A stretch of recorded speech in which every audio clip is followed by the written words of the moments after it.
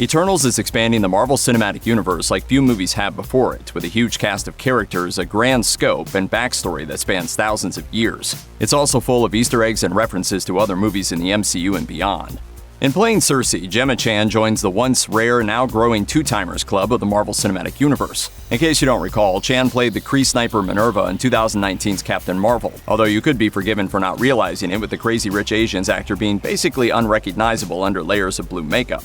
She's one of the few actors who's played different characters within the Marvel Cinematic Universe. But when you include other movies based on Marvel Comics from Fox, Sony, or Marvel Studios' non-MCU Marvel Knights brand, many actors have suited up for double duty. That includes Chris Evans, who played Johnny Storm in Fox's Fantastic Four movies before suiting up as Steve Rogers, Josh Brolin, who played Cable in Fox's Deadpool 2 in addition to the MCU's Thanos, Idris Elba, who appeared as Morrow in Ghost Rider Spirit of Vengeance the same year he began playing Heimdall in the Thor movies, Michael B. Jordan, who also played Johnny Storm before he became Killmonger, and even more. This group will soon be joined by Aaron Taylor Johnson, slated to play Kraven the Hunter for Sony, previously seen as Quicksilver in Avengers Age of Ultron, and Mahershala Ali, soon to star in Blade after previously being seen in Luke Cage.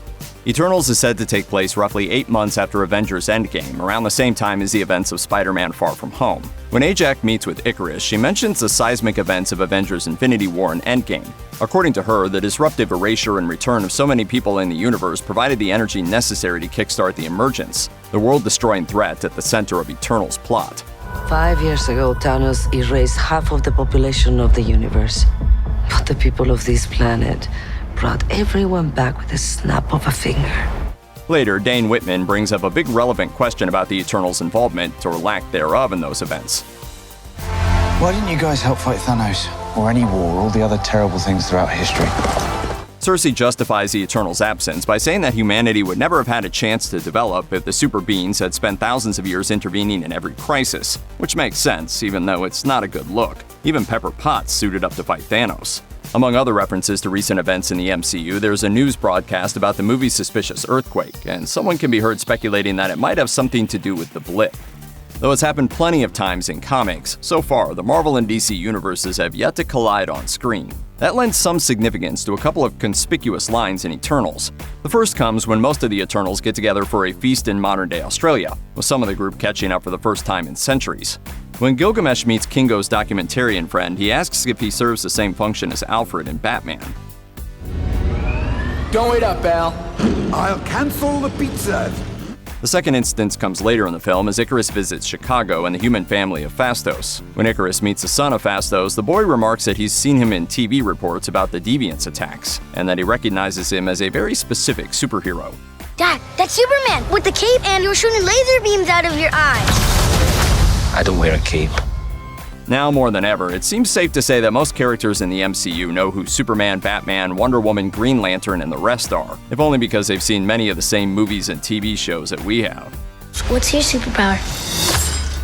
The MCU has been going strong since 2008, but Marvel Studios is still trying to rile up today's teens with timely references as years go on. Fortnite, anyone?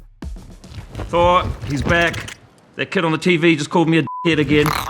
The most obvious example of this in Eternals is the movie's post-credits scene, which brings Harry Styles to the MCU. But another mega popular musical act also gets a shout-out in this movie, the worldwide phenomenon known as BTS.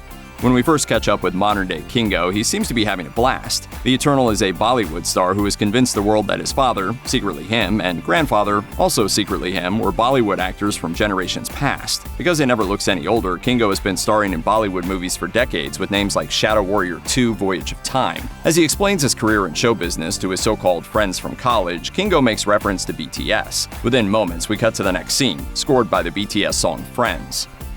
Eternals assemble. As Eternals builds to its conclusion, the reunited group pulls out all the stops in an attempt to stop the emergence of Tiamat. Phastos speculates that if all the Eternals were to combine their powers, it would be enough to create something he dubs the Unimind, allowing them to stop the end of the world. If you're familiar with the Eternals in the comics, you know this is no mere speculation. The Eternals have indeed employed the Unimind on multiple occasions, which has sometimes manifested itself on the comic book page as a genderless being of light, mind, and pure energy. Typically, only the Prime Eternal can summon the Unimind, which is why in the film you see Gemma Chan's Cersei taking the lead. The Unimind never seems to take the form of a being, yet it is clear that the remaining Eternals have come together to support the hypothesis of Phastos, linking their minds and becoming more powerful as a team than they ever could be apart. Check out one of our newest videos right here. Plus, even more Looper videos about the Marvel Cinematic Universe are coming soon. Subscribe to our YouTube channel and hit the bell so you don't miss a single one.